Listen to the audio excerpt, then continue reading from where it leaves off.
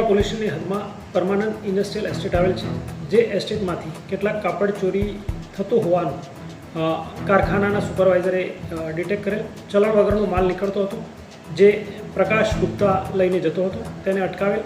ત્યારબાદ ખબર પડેલ કે આ માલ ચોરી થઈ જાય છે, જેથી તેણે એના માલિકને જાણ કરેલ.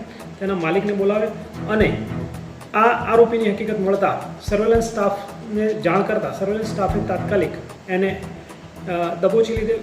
ત્યારબાદ ઘનિષ્ઠ પૂછપરછ કરતાં સામે આવેલ કે તે 2-2.5 વર્ષથી આ રીતે નાનો છૂટક ચોરી કરતો હોવાનું કબૂલેલ છે.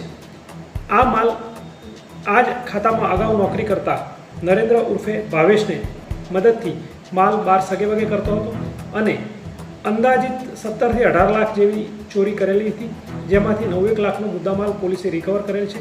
કાયદેસરની કાર્યવાહી કરેલ છે અને હાલ આરોપી રિમાન્ડ પર છે. સર, જે મુખ્ય આરોપી જે છે ગુપ્તા, ત્યાં શું નોકરી કરતો હતો? જી, ગુપ્તા છે મુખ્યત્વે રિક્ષા ડ્રાઈવર તરીકે, ટેમ્પો ડિલિવરી બોય તરીકે કામ કરતો હતો. સર, કેટલાનો માલની ચોરી થઈ હતી અને કેટલો રિકવર થઈ ગયો છે? જી, અંદાજિત 17 થી 18 લાખની ચોરી થયેલાનો અત્યારે ખુલેલ છે, જેમાંથી 9 લાખ રૂપિયાનો મુદ્દામાલ કવર કરેલ છે.